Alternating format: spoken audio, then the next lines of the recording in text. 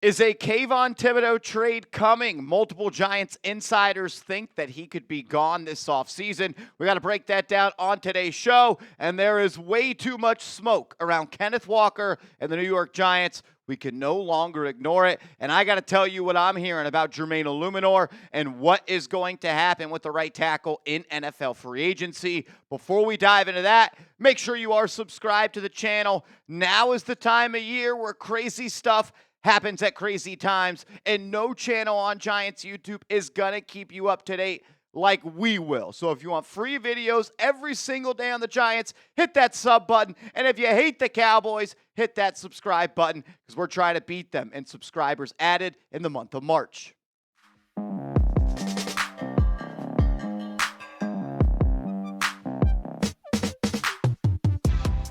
This is New York Giants Now by Chat Sports. I am your host, Marshall Green, and it feels good to be back in the studio after a long week in Indianapolis covering the NFL Scouting Combine. Before we dive into all of this, just want to say thank you to every single person that digested any of our content while we were in Indy. It was a lot of fun, and it would not have been possible without all of you. So for me, Andrew Connell, everybody here at Chat Sports, we want to say thank you to all of the real ones. Let's talk about this. The Giants are willing to move Kayvon Thibodeaux. That is what Connor Hughes of SNY, who covers the New York Giants, reported this morning. And this kind of falls on the same tracks and similar to what we have heard at the NFL Scouting Combine.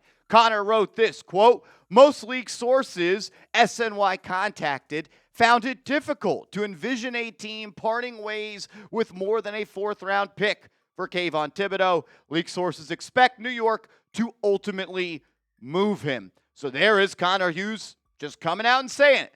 League sources expect New York to ultimately move him. And Art Stapleton, who has covered the New York Giants for an extremely long time, he was on WFAN last night, and he was asked to give a prediction on Thibodeaux, and he said, quote, "If you're asking me if Kayvon Thibodeaux is on this team come week one, I'd say no." So there is now 1 and 2 Giants insiders that believe his time with the Giants is coming to a close, and that is exactly what we have heard at the NFL Combine. I also heard if the Giants are offered a third-round pick, they are going to accept that deal. The thing is, it doesn't sound like there are many teams, if any, out there that would be willing to trade a third-round pick to acquire Kayvon Thibodeaux. So the question becomes, would Joe Schoen, Don Aponte, and John Harbaugh, whoever is making the decisions, are they willing to move off of Thibodeaux, who was a productive player and has been a productive player throughout his career when healthy? Are they willing to move off of him for a fourth-round pick or maybe a fifth-round pick? That is the question that they are going to have to answer. I think one of the main reasons the Giants could move him is because of the cap savings that they would have if they do trade the fourth-year edge rusher out of Oregon. Right now, the Giants have $2.7 million in cap space. That number will grow exponentially based off a couple of moves that are going to happen this week. And if you trade Kayvon Thibodeaux, you save $14.7 million. So you have to ask the question, one, is Kayvon going to be on this team in 2 years? Another question is, do you want to pay your third edge rusher this year $14.7 million? Or would you potentially like to trade Kayvon Thibodeaux? Let's say you get a fourth-round pick, save $14.7 million, and then go sign 2 good players with that amount of money. You factor in the cap savings and the New York Giants just having 2 picks inside the top 100, I think there will be motivation for the Giants to find a trade partner for him. They don't have a third-round pick. And I can tell you this, the Giants do not want to enter the NFL draft and have to go from pick 37 and then essentially 70 picks until they are on the clock again. Look, I like Kayvon. I think he's had some big-time moments with the Giants. I go back to his rookie year against Washington, where the Giants ultimately punched their tickets to the playoffs. His rookie year against the Dallas Cowboys on Thanksgiving. He's had big-time games, and he's gotten better. I thought he's grown as a guy that can set the edge and make an impact in the run defense, in the rush defense. And I think he's someone that's going to continue to get better. But the writing is on the wall. And when you made that pick of Abdul Carter, you essentially showed your hand that Kayvon is most likely not going to be a part of this team in the future. I don't know if they're going to be able to get a 4th-round pick. I don't think they'll be able to get a 3rd-round pick, which then makes me think that a player-for-player trade could be on the horizon. Look at what the New York Jets just did. They traded their 1st-round edge rusher, who they drafted in this, I think it was the same year that Kayvon Thibodeaux, Jermaine Johnson, got drafted. They trade him to Tennessee for T'Vondre Sweat, a player-for-player deal. We've talked about Tremaine Edmonds as a potential Kayvon Thibodeaux guy that they get back in a Thibodeaux trade. We've talked about DJ Moore. We've talked about Javonte Dexter from the Chicago Bears. I'm not going to rule out a player-for-player trade, and I do think that Kayvon Thibodeaux might have played his last game with the Giants. We're going to talk about Kenneth Walker because every single person that covers the Giants, covers the NFL at large, are connecting the dots between Walker and the New York Giants. Then we got to talk about Jermaine Eluemunor to close out today's show. First, though, I got to tell you about our sponsor, GLD. Shout out to GLD. When you go to GLD.com and use that promo code chat, you're going to get 50% off your order because I love and care about you. I'll make sure that information is clickable in the comments and description. Let's think about this for a second. Every guy has those go-to pieces, right? The shoes that go with everything. The one pair of jeans that fit just right. That T-shirt that always looks clean no matter what you pair it with. You don't overthink those pieces. You just grab them, and they work every time. But most guys are missing one thing from that lineup. Jewelry. That's where GLD comes in. They make the kind of pieces that become part of your routine. Not just something you save for special occasions, for once in a while, just clean quality pieces that instantly make your fit look fresh. Once you add a GLD chain to your rotation, you will never go back. Shout out to GLD. They sent me this awesome chain and this awesome New York Knicks pendant. They've got Giants pendants as well, so you can get hooked up for the upcoming season. And this isn't the cheap stuff. GLD only uses real gold. Every stone is hand set, and their production process is on a completely different level. You can see it. You can feel it. This is one of those pieces you put on, and once you put it on once, and then it never comes off. They've got everything too. Chains, pendants, bracelets, even a nice selection of watches. Whether you keep it simple or a little shine, they've got you covered. So, work hard and change the game for a limited time. Only new customers are getting an insane deal. Use code CHAT to get 50% off at GLD.com. That's 50% off with code CHAT at GLD.com. After your purchase, they will ask where you heard about them. Please support our show and tell them that Chat Sports sent you. Shout out to Connor Hughes. He crushed it this week at the Combine. Go give him a follow. He said this on Twitter. The Giants are heavily involved in the running back market for Kenneth Walker. Jordan Renan was the first one to have this report. I think that was on Thursday of the NFL Combine. It just felt like one long day where he said that the Giants are going to attack the running back position. Even said that Jeremiah Love could be a player that they take at number 5. There's just a lot of smoke around the Giants. And I know people are going to say, Marshall, it's a smoke screen. I hate that word. What does that mean? If teams think the Giants are interested in Kenneth Walker, that they're going to go pay him? And what do the Giants get out of other teams paying Kenneth Walker? That doesn't make any sense. If you want to talk about smoke screen for Jeremiah Love at pick number 5, I'll listen to that. But I also think that that is bogus as well. The Giants are interested in Kenneth Walker. I can tell you that. But there's going to be a difference, and there is a difference between interested and willing to win a bidding war. And there are multiple teams out there that are interested in paying Kenneth Walker a lot of money. And it makes sense. At 25 years old, he's coming off his best season in the National Football League, and he put the Seahawks on his back in the Super Bowl to beat the New England Patriots. I think Kenneth Walker is a solid running back. I do not think that he is an elite running back. A guy that has never averaged more than 4.6 yards per carry. This is the first year since his rookie year where he did not miss time, and that worries me.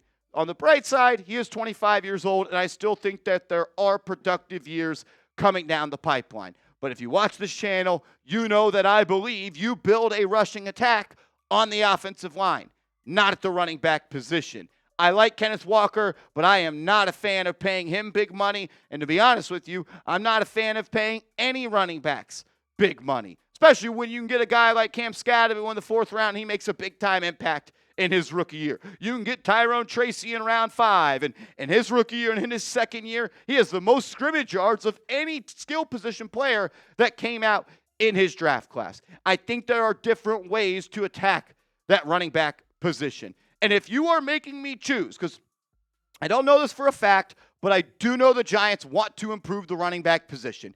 And if your two options are A, going out and paying a running back big-time money in free agency, or selecting Jeremiah Love at number 5, like if those are the only two options you're presenting me, I would rather pay Jeremiah Love or draft Jeremiah Love at the number 5 overall selection. I then would rather use the money you'd give Kenneth Walker or Travis Etienne on other positions, on offense or defense. There is a world where both the Buckeyes defenders and Sonny Styles and Caleb Downs are off the board at number 5. And maybe Carnell Tate is off the board at number 5. And you're looking at Jeremiah Love and you're saying, well, maybe we just take the best offensive player in this class at the 5th pick. It's not something that I would do, but I could see the Giants traveling down that path. I have confidence in Cam Skattebo. I have confidence in Tyrone Tracy. Is Skattebo a top 5 back? No. Is he a top 10 back? Maybe. He might be 9th, he might be 10th, he might be 11th or 12th. Is Tyrone Tracy a top 10 back? No. But I like the idea of having a 1-2 punch that is very cheap on the cap of Cam Skattebo and Tyrone Tracy. You're going to have to replace Devin Singletary. He is going to be cut to save $5 million. But I believe that you can build a solid rushing attack with Skattebo and Tyrone Tracy. You saw how important Scat was to the Giants' offense once he got injured. You felt his absence. Jaxson Dart felt his absence. And he was a major contributor as a pass catcher out of the backfield. 7 touchdowns for Scat, and I believe 8 games. I think it was 5 starts for him this year. Tyrone Tracy, I thought, played really well down the stretch for the Giants. I can understand why people would want to beef up that room, and I'm not saying they don't need to. I would like to add a veteran third running back to this team, but I'm A-okay if Skattebo and Tracy are 1A and 1B come the fall. What would you grade the duo of Skattebo and Tyrone Tracy? Be honest with me. Get out your red pens. A, B, C, D, or F. Grade the running back duo of Skattebo and Tracy. Let's close out today's show talking about Jermaine Eluemunor, probably the free agent that I think has the most likelihood or is most likely to return to the Giants in free agency. They know that they need a right tackle. Like Joe Schoen said it at the NFL Scouting Combine, we're going to have a talk about Wan'Dale Robinson and how important the slot position is going to be in this offense. You're always going to need a right tackle. Jermaine Eluemunor, he might be one of the best in the business when it comes to protecting the quarterback at that right tackle spot, and I think that he has a serious chance to be back. Connor Hughes saying this: there appears to be more optimism internally about retaining Jermaine Eluemunor. Still, though, the Cardinals are among the team with interest. So there's definitely going to be teams that are interested in signing Jermaine Eluemunor. The question is, how much money is he going to need to put pen to paper to return to the New York Giants? Well, with the trade that went down in the NFL this morning, you might have gotten a more clear understanding of what that price tag could look like. The Browns and the Texans have agreed to a trade where the Texans are sending right tackle Titus Howard to Cleveland. Howard is now signing a 3-year extension worth $63 million in free agency. How much different of a player is Titus Howard compared to Jermaine Eluemunor? Howard is 29 years old. Eluemunor is 31 years old. Does an age gap of 2 years make Howard that much more expensive? I don't know. You look at the stats, you look at the numbers, very similar players, the exact same pass blocking grade. Their pass block efficiency, the exact same number. Eluemunor slightly a better run blocker. Eluemunor gave up less pressures, but did give up 4 sacks, where Titus Howard did not give up any sacks. So I think you're seeing that Eluemunor could get anywhere from $15 to $20 million per year.